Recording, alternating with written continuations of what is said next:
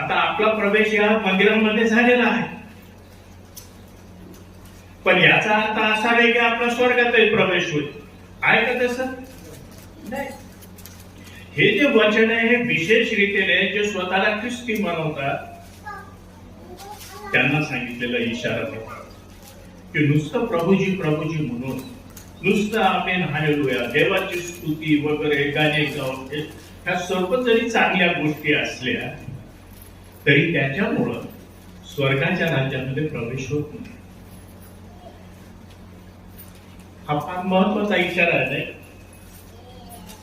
आपण जे सर्व या ठिकाणी आहोत आणि जे कोणी सुवार्ता ऐकतील, शुभवर्तमान ऐकतील, त्या सर्वांसाठी हा इशारा आहे.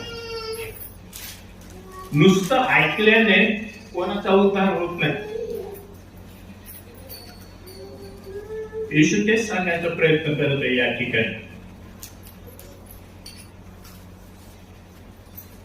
तर